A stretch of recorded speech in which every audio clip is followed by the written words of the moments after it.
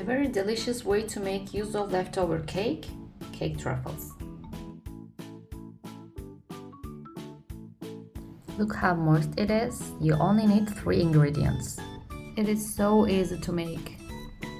For this cake truffle, I will use 350 grams of leftover cake or cake scraps, and I will try to mash them into crumbs. I will not be able to give you the exact amount of the dulce de leche that we will need for the recipe because it will differ depending on how moist or soft the cake is. So in your case, you might need more or less than I will use, but in any case, I will just mention the amount that I used for the recipe. Of course, you can just turn this cake scrap into crumbs with help of your hands. But right now I chose this way. I will just smash it nicely until it has no big lumps. Okay, now it's time to add the dulce de leche. I put it in the fridge because the one I have has unfortunately a very runny texture. Unfortunately, the ones I can find in the markets are not, I think, good enough, but I wanted to make a store-bought version this time. So as you can see, I can spill it into the mixture. It is very runny, although I kept it in the fridge for a few days. At this moment, I will keep mixing until the mixture can be formed into a ball when you just roll it between your palms. So I will keep adding more if I see that the mixture is still very crumbly or dry. I think it is ready because it almost forms into a ball when I mix it. See, they hold together, and also I will take part of it and just roll it between my palms, and as you can see, it holds together. So now I will put it in the fridge and maybe a few hours. Then I will dip it in melted chocolate. When I keep it in the fridge and it's cold, it will be easier for it to have a chocolate shell. I have a pot of simmering water. Of course, I had to remove it from the stove to show you.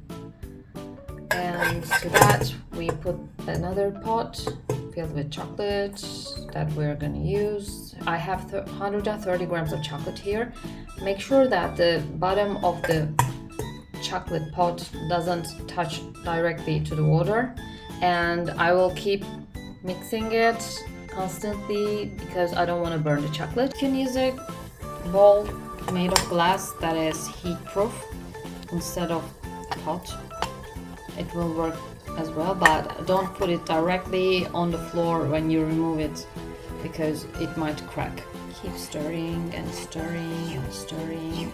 I think it's ready, and now I will only add around a tablespoon of coconut oil so that when I bite into the cake truffle, the coating will still hold its shape better. You can omit this, of course, or you can use maybe grapeseed oil or any oil that you like that is not going to make you feel uncomfortable when you feel its taste. I will keep stirring, and then I will bring in the cake truffle mixture that I put in the fridge around 2.5 hours ago, and then I will form it into balls. Just take any amount of the mixture in your hands and roll them into balls. They might be big or small, it's up to you.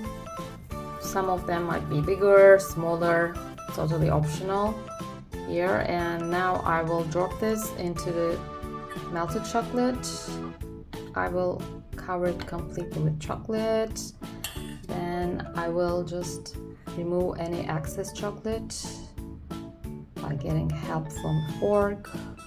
Then you place it on your plate or on a pan lined with baking paper. Now I think mine will be okay without a baking paper. So keep going on like this until you are done with the balls. And if the chocolate is finished before the cake mixture is finished, then just heat some more chocolate and you are good to go.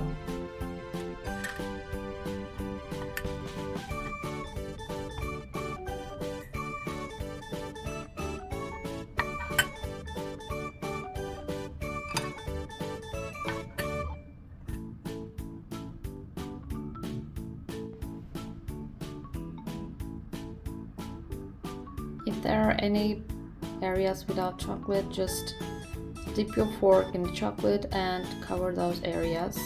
This recipe is very forgiving. Kitchen is unfortunately very hot, so I will pop these back in the fridge for a further 15 or 20 minutes because they started to soften up, but I want them cold as they can be because I want to roll them properly in the melted chocolate. After the chocolate has set, I kept the cake truffles in the fridge, and now because it's hot here, you can see the kind of sweat on top. Bon appétit!